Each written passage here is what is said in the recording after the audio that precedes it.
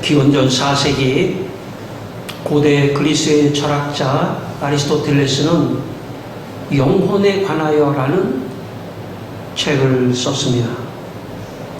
아리스토텔레스는 그 책에서 영혼에 관하여 이런 말을 했습니다. 영혼은 실체이다. 존재한다는 것입니다. 영혼은 물체의 본질이다. 그러니까 영혼은 물체라는 뜻입니다. 자연적 물체, 즉 운동과 정지의 원리를 자신 안에 지닌 물체의 본질이고 형식이다. 영혼은 어떤 형식이고 형상이지 진료나 기체가 아닐 것이다. 영혼은 몸이 아니고 몸의 어떤 것이고 이 때문에 영혼은 몸에 내재한다. 영혼은 몸은 아니지만 몸 안에 내재한다는 것입니다.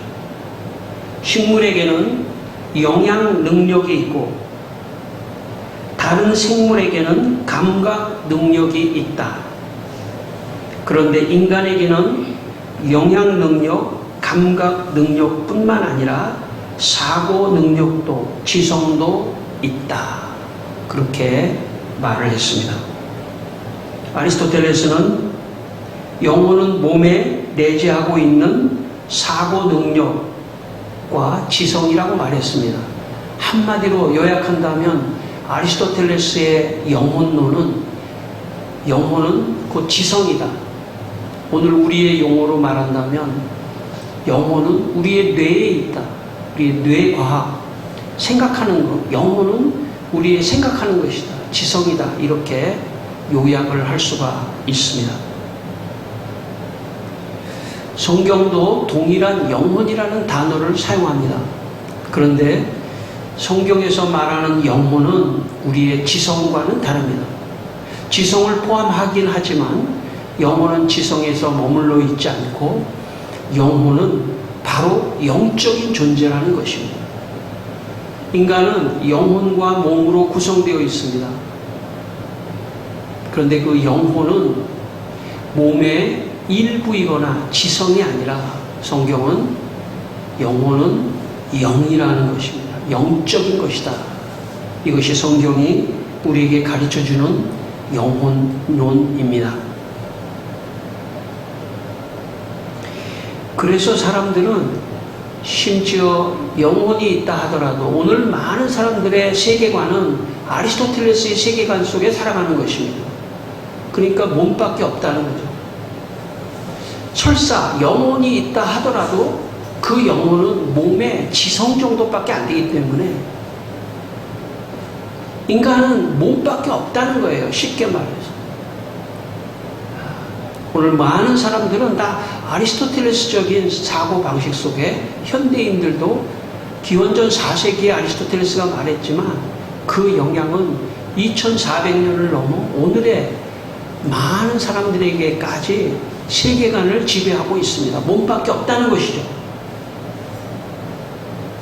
그러나 전도서 12장 7절은 이렇게 말씀합니다. 흙은 여전히 땅으로 돌아가고, 여기 흙이라고 하는 것은 인간의 몸을 말하죠. 육신이 죽으면 썩어서 흙으로 돌아가고, 영은 그것을 주신 하나님께로 돌아간다. 영은 하나님께로 돌아간다는 건 이 영은 영혼을 말합니다. 성경에 많은 경우 영혼이라고 표현되는 단어가 신약 같은 경우는 헬라어의 부네우마라는 말을 쓰는데 그 영이라는 뜻이에요. 예수님의 영혼이 떠나가시니라. 원문을 보면 그 영혼은 부네우마, 영이에요. 영이 떠나가는 거예요. 그러니까 영혼과 영은 동의어라고 말할 수 있습니다. 성경에서.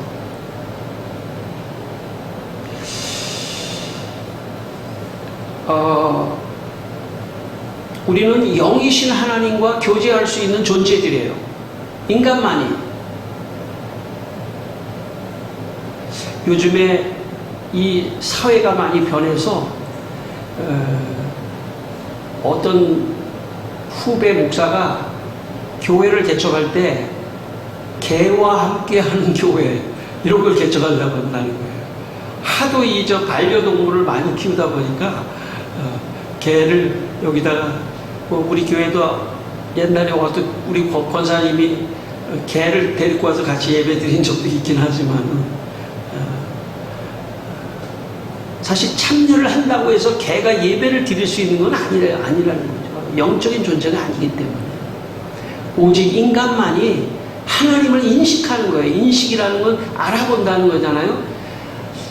인간만이 하나님을 인식할 수 있는 능력이 있어요. 왜냐하면 인간은 영적인 존재이기 때문에 인식. 그래서 인간만이 예배를 드릴 수 있는 것입니다. 그리고 영적인 하나님과 교제할 수 있고 그 영적인 하나님이 우리의 영적인 영혼을 축복하신다는 것이죠. 여러분, 하나님께서 예배를 통해서 우리에게 오늘도 설교를 통해서 말씀해 주시잖아요. 이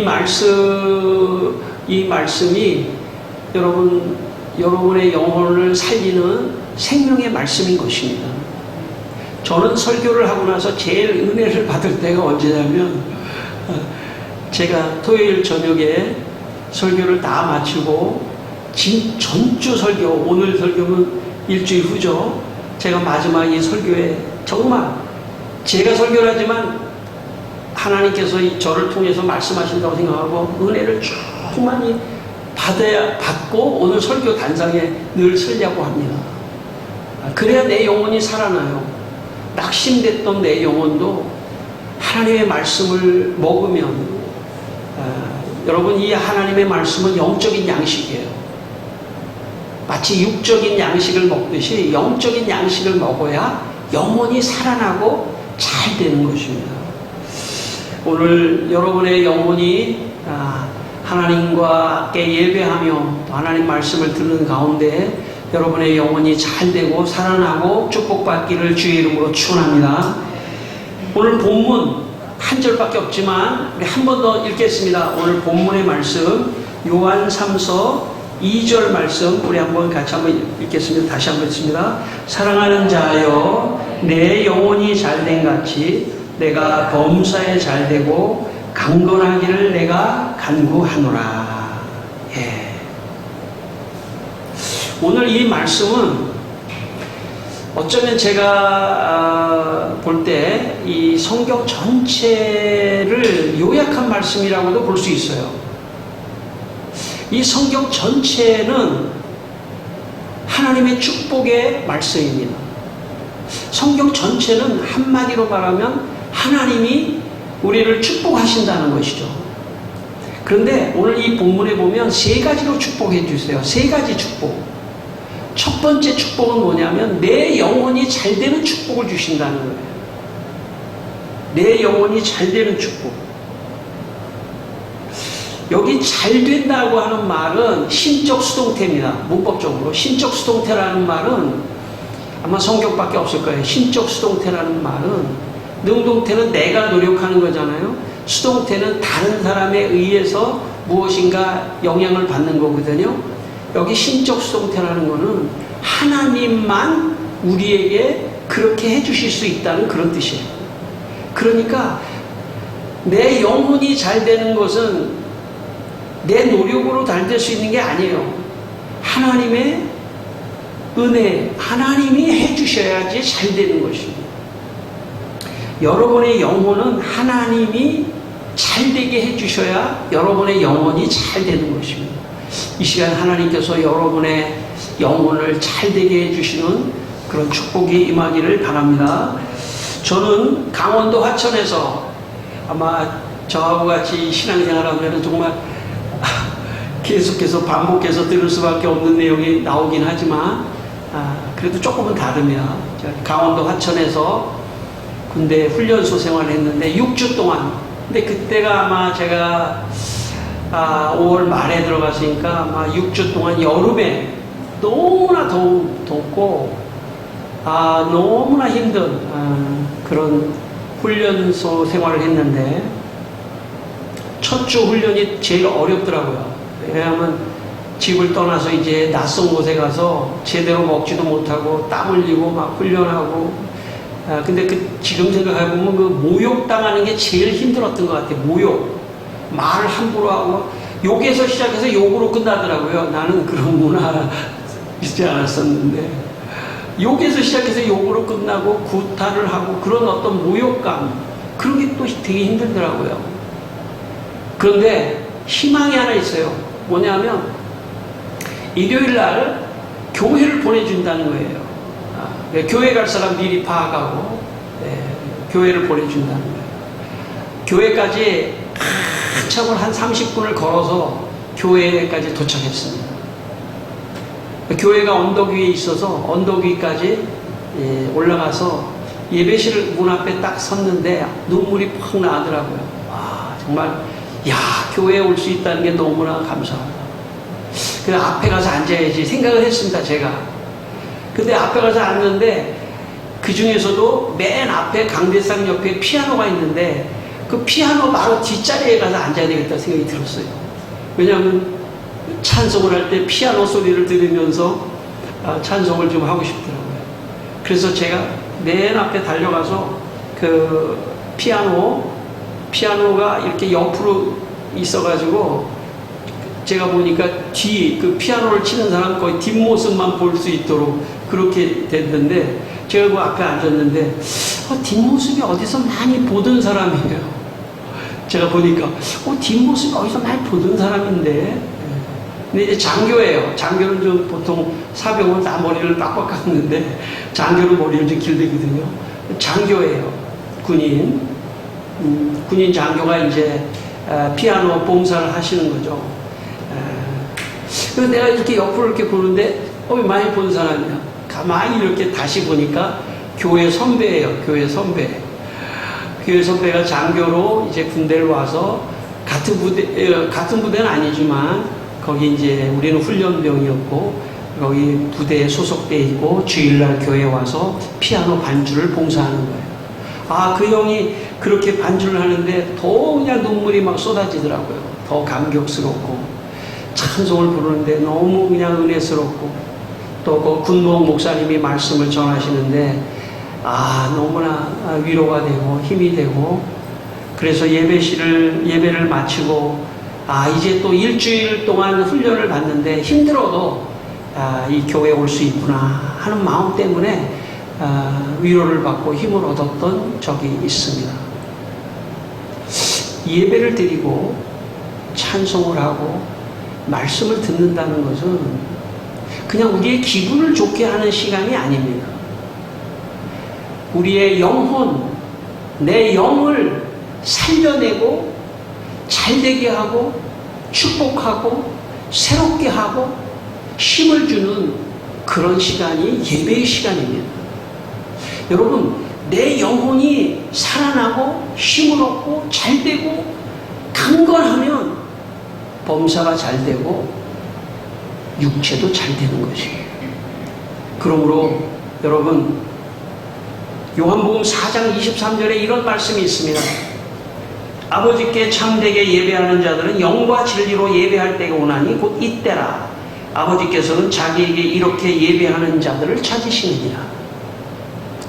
여러분, 예수님께서 예배하시는 자를 찾는다는 것이죠. 왜냐하면 왜 찾으실까요? 인간은 영적인 존재이기 때문에 예배를 통해서 그 영혼이 하나님을 만나고 말씀을 통해서 찬송을 통해서 영혼이 살아나는 것이 그 인생의 축복이기 때문에 축복을 주시려고 예배를 하는 자를 찾는다는 것입니다. 오늘 예수님께서 여러분을 예배의 자리에서 축복하시는 것입니다. 시편 149편 1절에 할렐루야 새 노래로 여호와께 노래하며 성도의 모임 가운데서 찬양할지어다. 새 노래로 노래하며 성도의 모임 가운데서 찬양할지어다. 여러분, 예배 속에서 드리는 이 찬송과 찬양은 세상에서 노래하는 것과는 다른 것입니다. 세상에서 노래하면 그냥 정신적으로 기분이 좋을 수도 있죠. 그거 나쁜 것은 아닙니다. 그러나 우리가 찬송을 하고 하나님을 찬양하는 것은 그거하고 비교할 수가 없습니다. 그것은 내 영혼을 잘되게 하고 축복하는 시간이고 내 영혼이 살아나는 시간이기 때문에 우리가 찬송하고 찬양하는 것은 하나님이 축복을 주시는 시간인 것입니다. 세 번째, 시편 19편 7절에 여호와의 율법은 완전하여 영혼을 소성시키며 여호와의 증거는 확실하여 우둔한 자를 지혜롭게 하며 라고 말씀했습니다. 그러니까 여호와의 율법이라는 건 여호와의 말씀이죠. 이 말씀이 우리를 영혼을 소성시킨다, 살려낸다는 거예요. 말씀을 잘 들어야 됩니다. 여러분, 주일날 참 하나님의 말씀을 잘 들어야 됩니다. 이 말씀이 왜냐하면 내 영혼을 살려내기 때문에. 이 말씀 중에 어떤 말씀이 여러분 각자에게 주시는 것은 아무도 몰라요. 하나님만 아셔요. 제가 말씀을 전하지만 제가 의도적으로 이 말씀으로 그 사람의 마음을 고치려고 한다든지 그렇게 하는 것이 아닙니다. 그냥 하나님의 말씀을 전할 뿐이에요. 그렇지만 이 말씀은 생명의 말씀, 영적인 말씀이기 때문에 이 말씀을 성도들의 영혼이 받는 순간 어떤 그 말씀 하나하나에 꼭 성경 말씀이 아니더라도 어떤 예화라도 어떤 말 한마디라도 그것이 다 하나님의 말씀으로 작용할 때 내 영혼을 살린다는 것이죠. 그래서 내가 영혼이 살아나고 잘되고 영혼이 기뻐 뛰고 기뻐해야 그 다음에 범사가 잘되고 강건한 축복도 이어지는 것입니다. 여러분에게 이런 축복이 있기를 바랍니다. 두 번째, 범사가 잘되는 축복. 이 두 번째 축복입니다. 하나님께서는 우리들의 일상의 범사가 잘되는 형통한 축복을 주시기를 원합니다. 여러분의 제가 이제 늘 기도 시간에도 그렇게 기도하지만 사실 자녀들이 잘 돼야 돼요. 자녀들이 잘 돼야 돼요. 예수 믿는 자녀들이 잘 돼야 돼요. 그 자녀들이 열심히 살 수 있는 마음에 열심히 살고 또 미래가 있고 또 공부도 열심히 하고 또 취직도 하고 진학도 하고 상급학교 진학도 하고 잘 풀려야 돼요. 또 취직도 잘 되고 또 결혼도 하고 직장도 잘 잡고 또 사회생활도 잘하고 가정생활도 잘하고 뭐 등등 참 여러가지 돈도 또 잘 벌고 그리고 모든 위험에서부터도 또 늘 구원을 받고 위기가 와도 실패가 와도 빨리 일어나고 그렇게 해서 모든 형통한 축복을 받아야 됩니다. 여러분의 하나님께서 원하시는 것은 우리 성도들이 범사의 축복을 받고 형통하기를 원한다는 거예요. 그 잘못된 신학은 뭐냐면 영혼만 잘 되면 된다. 이거는 잘못된 신학이에요. 영혼이 잘 되면 같이 오늘 본문의 말씀이 있잖아요. 범사가 잘 되는 것이 하나님의 축복이에요. 그러니까 축복을 교회에서 말하는 것은 지극히 성경적입니다. 잘 돼야 돼요. 우리 성도들 다 잘 돼야 돼요. 제가 기도할 때마다 우리 성도 다 잘 돼야 돼요. 여러분이 제 책을 볼 기회는 거의 없겠지만 제가 책을 다 읽은 다음에 뒤에다가 기도의 제목을 다 거기다 써요. 물론 그때마다 달라요. 우리 교인들 뭐 각자 자녀들 요때 이런 일이 있습니다. 하나님 도와주십시오. 그래서 나중에 혹시 우리 아들이 할지도 모르겠지만 내 책을 다 모아가지고 맨 마지막만 사진을 찍어가지고 모아서 가지고 있으세요. 우리 아들만 필요할지도 모르겠어요. 제가 말씀드리려고 하는 건 뭐냐면 우리 교인들 우리 자녀만 잘 되기를 원하지 않는 거죠. 우리 다 각자가 다 잘 되기를 원합니다. 그러면서 제가 이런 마음도 들더라고요. 여러분 잘 아시는 얘기지만 우산장사 아들이 있고 뭐 있잖아요. 또 우리 교인들 중에 누가 잘 되면 좀 못된 사람이 더 걱정이 돼요. 저 사람도 잘 됐으면 좋겠다. 저는 그 마음이 하나님의 마음이라고 생각합니다. 하나님은 우리 모든 성도들이 범사에 모두 다 잘 되기를 원하셔요. 그리고 축복되기를 원하십니다. 그런데 범사에 잘 되려면 여기도 물론 신적 수동태예요. 하나님이 잘 되게 하셔야 됩니다. 그럼에도 불구하고 하나님께서 우리에게 무기를 하나 주셨는데 뭐냐면 기도의 무기를 주셨어요. 기도하라. 그러면 범사에 잘 되는데 더 많이 범사에 잘 될 수 있다. 요한복음 15장 7절에 너희가 내 안에 거하고 내 말이 너희 안에 거하면 무엇이든지 원하는 대로 구하라. 그리하면 이루리라. 그러니까 예수의 이름으로 하나님께 구하면 더 범사가 잘 된다는 거예요. 그러니까 여러분 기도하시기를 바랍니다. 여러분 혹시 안 될 때 낙심하지 말고 하나님께 더 기도하고 잘 되면 또 잘 될 때 더 많이 기도하고 더 잘 되기 위해서 범사가 잘 되기 위해서 기도하기를 바랍니다. 16세기 프랑스의 종교개혁자 존 칼빈은 기도에 대해서 이렇게 말을 했습니다. 하늘 아버지가 우리를 위하여 저장해 두신 부요함에 가 닿으려면 기도의 은총으로 그 보물을 획득해야 한다. 기도해야 하나님이 보물을 우리의 범사에 축복해 주려고 하는 보물을 다 주시려고 준비하고 계시니까 기도를 통해서 그걸 받을 수 있다는 거예요. 우리의 믿음이 응시한 주님의 복음 가운데 지시된 보화를 기도로 캐내는 것이 참되다. 하나님이 기도를 명령하시는 것은 그 자신이 아니라 우리를 위한 것이다. 기도하라고 하는 건 우리를 위한 것이라는 것이죠.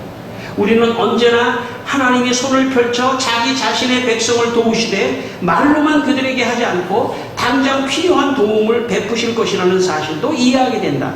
매 순간마다 얼마나 많은 위험이 우리를 엄습하는지를 우리가 깊이 생각해 본다면 위험, 우리는 한순간도 기도를 떠나 존재할 수 없음을 그 공포 자체가 가르쳐준다.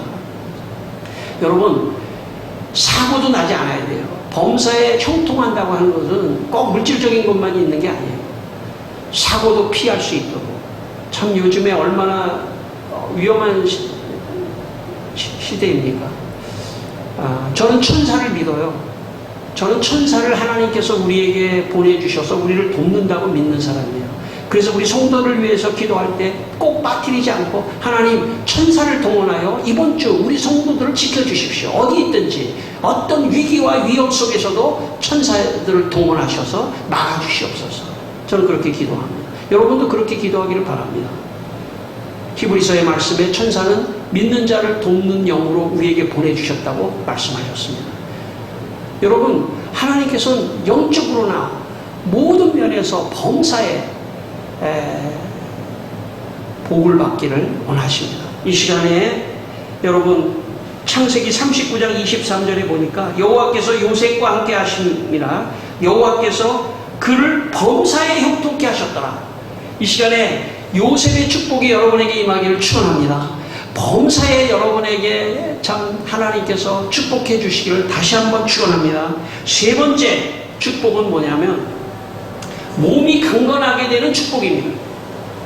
몸이 강건하게 되는 축복입니다. 교회 생활을 하면서 기독교 역사에서도 이런 잘못된 경우가 많이 있었습니다. 여러분 그렇기 때문에 신학이 필요한 겁니다. 그냥 성경을 풀어주는 것이 아닙니다. 정통 신학 또 잘못된 신학을 구별해서 성경을 잘 풀어줘야 되는 것이 하나님께서 원하시는 것이라고 생각하는 것입니다. 그래서 이제 신학이 필요한 거죠. 정통 우리 기독교에서 어떤 잘못된 이단이 있었냐면 영지주의 이단이라고 초대교회 지금도 마찬가지입니다. 영지주의 이단이라고 해서 어떤 이단이 있었냐면 인간의 영혼은 귀중하고 몸은 악한 것이다 라고 하는 이 플라톤의 이원론적 사상을 많이 받아들여서 기독교화한 기독교 영지주의자들이 나타났습니다. 오늘도 있을 수 있어요. 오늘도 있을 수 있어요. 그러니까 영혼은 굉장히 귀중한 거고 굉장히 귀한 거지만 우리의 몸은 악한 것이다. 그렇기 때문에 몸을 돌보는 것은 성경적이지 않다.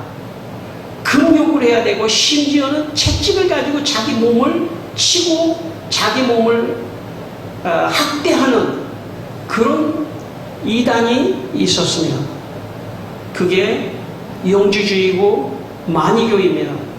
여러분 그게 1000 몇백 년 전에 있다가 끝난 것 같지만 사실은 모양만 다르게 다른 아류로 지금까지 오고 있습니다. 여러분 우리가 로마 가톨릭 교회를 반대하는 이유가 그런 것입니다. 로마 가톨릭 교회는 가장 존경하는 사람들은 수도사, 수녀, 사제입니다. 그들은 결혼하지 않습니다. 결혼하는 것 자체를 죄악시합니다. 어떤 의미에서 결혼하지 않고 하나님 앞에 완전을 추구하면 구원이 있을 거라고 생각하는 것이죠. 예수 그리스도의 십자가의 은혜가 아니라 자기의 노력으로, 그래서 금욕을 하고, 그래서 결혼도 하지 않고, 먹는 것도 먹지 않고, 절제하고, 물론 절제하는 것 필요하지만은 상대적으로 인간의 몸을 경시하는 그런 신학은 좋지 않습니다. 그래서 기독교 안에도 우리가 기독교 안에도 이런 영혼은 중요하게 생각하지만 몸은 중요하지 않다. 또 혹은 금욕을 해야 된다. 혹은 몸은 돌보면 안 된다. 맛있는 거 먹으면 안 된다. 늘 박약한 음식만 먹어야 된다. 뭐 이런 식의 그렇게 해서 가면 사람들이 저거는 굉장히 성경적인 것 같다라고 속을 수가 있어요. 그러나 그렇지 않습니다. 우리의 영혼만큼 우리의 몸이 강건하고 잘 되기를 하나님이 원하십니다. 여러분 그래서 우리의 몸을 위해서 운동도 열심히 하셔야 돼요. 그죠? 열심히 운동. 왜냐? 운동을 열심히 한다는 것은 건강을 지킨다는 뜻이지 않습니까? 그리고 먹는 것도 너무 지나치게 안 먹어도 안 되지만 너무 지나치게 먹어서 병을 유발할 수도 있잖아요. 그러니까 그런 것도 좀 절제할 필요도 있죠. 그럼에도 불구하고 드실 수만 있기만 한다면 맛있는 것도 많이 드시고 이 세상에 나와 있는 모든 음식을 다 드셔보세요. 저는 그렇게 좀 하고 싶은데 여러분도 그렇게 다 하세요. 그러니까 몸을 위해서, 건강을 위해서 하는 것은 좋습니다. 그럼에도 불구하고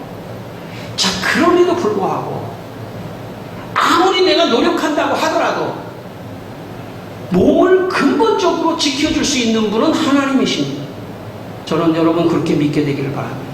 내 몸을 내가 아무리 잘 건강을 유지한다 하더라도 결국 내 몸을 지켜주실 분은 하나님이십니다. 내 몸에 병이 들어도 그것을 고쳐주실 분도 하나님이시다. 그래서 근본적으로 내 몸을 건강하게 하신다. 여러분 제가 여기서 부연 많이 설명하지만 이 플라톤, 아리스토텔레스 철학자들 얘기를 많이 하잖아요. 우리 정통 종교개혁 신학은 뭐냐면 세상을 버리지 않는 거예요. 세상을 무시하지 않는 거예요. 그래서 여러분 혹시 제 설교의 패턴을 이해하신 분은 있을지 모르겠지만 제가 늘 도입에 인문학적, 철학적 이런 얘기를 하잖아요. 왜 그러냐면 이게 이원론적 사고를 교인들이 가지면 안 되기 때문이에요. 다시 말하면 성경만 귀하고 성경을 통해서 내 영혼만 귀하고 이런 게 아니에요. 내 영혼뿐만 아니라 내 정신, 내 육체 이 세 가지가 다 중요한 것입니다. 범사. 그렇게 하려면 세상 사람들이 어떻게 생각하는지를 도입해야 돼요. 이게 종교개혁 정신입니다. 이걸 자연계시라고 말하고 성경을 특별계시라고 말합니다. 자연계시를 통해서 하나님을 인식할 수는 없지만 그러나 자연계시를 통해서 하나님을 더 잘 알 수가 있는 거예요. 그래서 제가 이런 이야기를 하면서 아리스토텔레스의 영혼론과 성경의 영혼론이 다르다는 것을 얘기하면서 차이점을 말해주면서 성경을 지금 설명하고 있는 거예요. 마찬가지입니다. 여러분 우리의 이런 세상 것들을 각하게 보면 몸을 학대합니다. 그리고 종교적으로 그렇게 하는 것이 맞다고 생각할 수도 있어요. 그러나 그렇지 않습니다. 그렇지 않습니다. 우리의 몸도 중요합니다. 우리의 범사도 중요합니다. 이 세 가지가 다 축복받아야 됩니다. 여러분, 세계의 가장 최고의 부자였던 록펠러는 50대에 이르렀을 때 그런 예기치 않은 병에 걸리게 됩니다. 록펠러는 30년 동안 열심히 일해서 모든 게 다 범사가 승승장구했습니다. 그러나 어느 날 갑자기 그의 몸에 이상이 생겼습니다. 기관지, 신경계통, 위궤양, 불면증, 소화불량, 피부병, 머리카락, 눈썹이 빠지고 몸이 오그라들기 시작했습니다. 진단이 나왔습니다. 1년밖에 못 산다. 그때 록펠러는 어려서 어머니와 함께 교회를 다녔던 신앙을 생각하면서 신앙을 회복합니다. 그리고 교회에 나가 회개하며 하나님 앞에 회개하며 자기의 신앙을 회복합니다. 다시 말하면 자기의 영혼을 잘되게 하는 상황을 만들었습니다.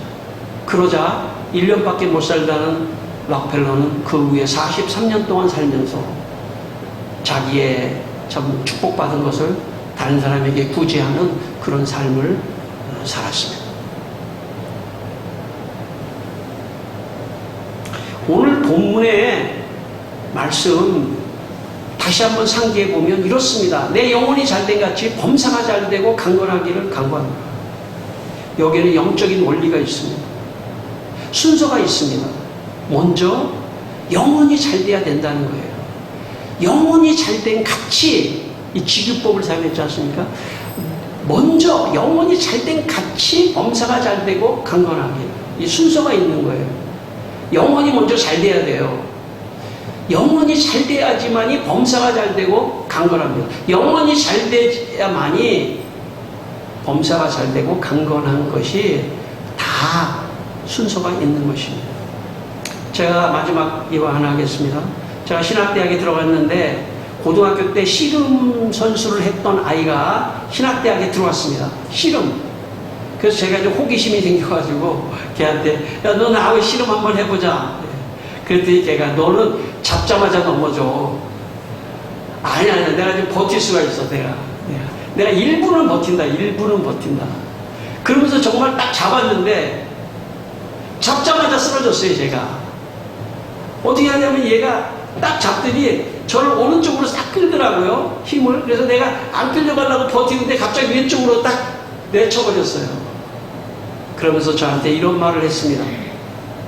야, 씨름은 힘으로 하는 게 아니야. 기술로 하는 건데 중심을 무너뜨리는 순간 바로 쓰러져. 중심을 무너뜨리면 바로 쓰러진다는 거예요. 저는요, 사탄과 마귀는 우리의 중심을 무너뜨리려고 해요. 우리의 영혼을 무너뜨리려고 하는 것입니다. 우리의 영혼을 무너뜨리면 범사가 잘 돼도 문제고 못 돼도 문제예요. 영혼의 중심이 쓰러지는 순간 내 몸이 잘 돼도 문제고 못 돼도 문제인 것입니다. 영혼이 중심이에요. 사탄과 마귀는 오늘도 중심을 무너뜨리려고 우리를 공격한다는 걸 기억하시길 바랍니다. 예배, 영혼이 중심을 잡는 시간입니다. 여러분, 예배에 더 힘쓰시고 더 하나님 앞에 나오시고 더 영혼이 잘 되는 축복을 받고 그 다음에 범사가 잘 되고 강건한 축복이 여러분에게 있기를 주의 이름으로 축원합니다. 기도하겠습니다. 다 같이 한번 기도하겠습니다. 다 같이 한번 기도하겠습니다. 하나님 아버지, 이 시간에 하나님 우리를 예배의 자리로 불러주신 것을 감사합니다. 어렵고 힘들지만 하나님께 예배하며 찬송하고 말씀을 듣는 가운데 영혼이 잘되게 하여 주시고 그 결과로 범사가 잘되고 강건한 역사가 일어나게 하여 주시옵소서. 하나님, 오늘도 우리 성도들 어렵게 여기까지 왔습니다. 주님, 인생을 살면서 영혼이 중심이 무너지지 않도록 늘 지켜주시옵소서. 하나님 아버지, 우리 성도들에게 영혼이 잘되고 범사가 잘되고 강건한 축복을 주시옵소서. 예수님의 이름으로 기도했습니다. 아멘.